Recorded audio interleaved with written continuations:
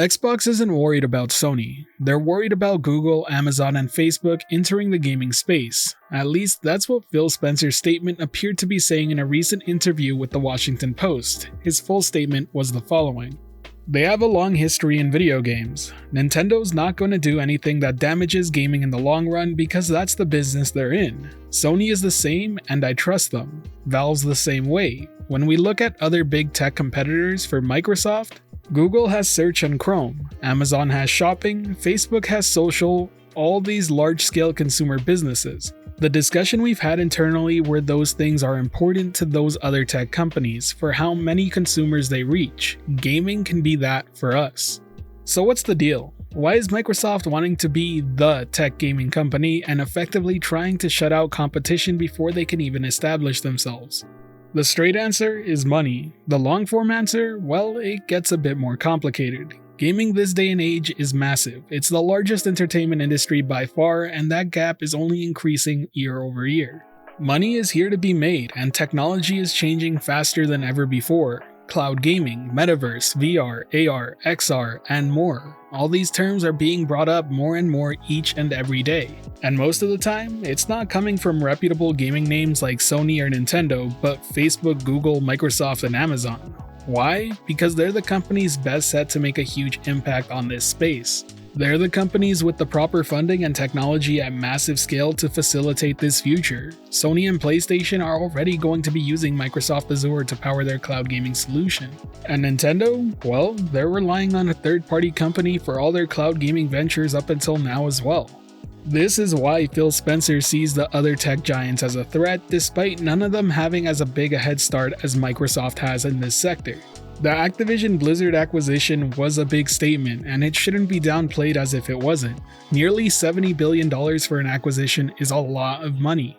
The purchase here easily tops the charts for the largest video game acquisition in history, but it also makes it enough to be one of the largest in the past 2 decades regardless of industry. I said it when it was originally announced, and I'll say it again here. This is Microsoft putting its foot down and letting it be known that entering the gaming landscape is going to cost this much at bare minimum just to have a chance. Cloud gaming isn't going to blow up overnight. It's going to be years and years before it becomes the norm, and I think all these tech giants know this. To keep it perfectly real with you, cloud gaming still has a ton of obstacles to overcome before it's as worry-free as traditional gaming for the majority of users. This comes from stuff like network infrastructure from country to country, technology backing the server blades supplying the streams, at-home network setups being reliable enough from house to house while also being easy to set up, and even just supplying enough data centers to various locations. And this is just making it viable for those who currently game on console and PC to switch over. And remember, I'm discussing about becoming the norm and becoming the majority of the way people interact with video games. It's fair to say that this is going to take time and a lot of it, but that doesn't mean that the here and now isn't important either. Entering the gaming space isn't easy. You can have the best tech, features, or even games, but you need a healthy dose of all three to really stand a chance. So why now? Why purchase Activision Blizzard if the future of gaming is still ways away? Well, that's because Microsoft has experience in the field. It's a very strategic move, and games are essential when propping up a gaming company. Microsoft themselves have struggled hard trying to compete with Sony and Nintendo exclusive titles. Yes, they had Halo, Gears, and Forza, but outside that, there were games, but nothing on that larger scale. This is the very reason why I believe the Xbox 360 and PS3 race was so close, despite Xbox launching a whole year earlier, having better ports, cheaper price points, and having a better social system for online play. The exclusives were simply lacking, and the reason to get a PS3 started to rise as the generation progressed. Fast forward to today, and that whole exclusive talk being lacking doesn't really ring true anymore, does it? Xbox now has control of some of the largest and most respected IP out there from sheer acquisition alone. Fallout, Warcraft, StarCraft, Diablo, Call of Duty, Overwatch, Elder Scrolls, Halo, and so much more. Many of these franchises have history predating even Sony and Microsoft in the industry, and the only real big players left out there with IP of any noteworthy scale to be acquired are Take-Two, Electronic Arts, Epic Games, and Ubisoft. And some players like EA and Epic Games come with interesting factors such as the sport franchises wanting games to remain multi-platform and Tencent owning 40% of Epic Games.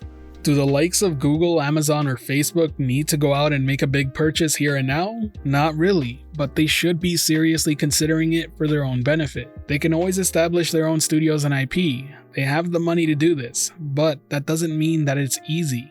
Establishing your own intellectual properties that matter is no small feat. It takes money, which they all have, but time is the real issue here. Just think about how long it took Microsoft to establish first-party IP that truly mattered, and even then, it's only until these acquisitions that people are starting to see them in a very positive light. As of right now, Google just recently shut down their first-party studios for Stadia, Amazon has had one major success with New World, but it didn't come easy and its long-term appeal is yet to be solidified. Not to mention, they also came out with multiple failures and server shutdowns before it.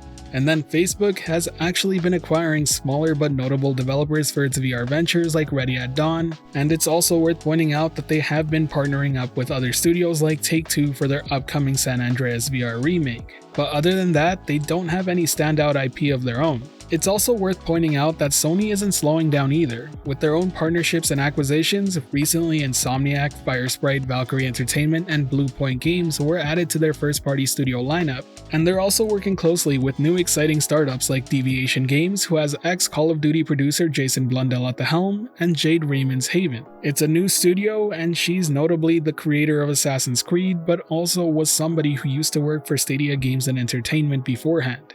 Way too long and there won't be much left to acquire, as this industry seems to be heading in a direction where everyone is trying to gobble up the most valuable pieces at play.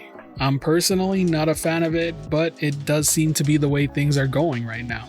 All in all, the gaming landscape is going to change heavily in the upcoming years. Game Pass is becoming more and more of a no-brainer, PlayStation is working on their own competitor with Spartacus, and acquisitions and partnerships are happening more and more often.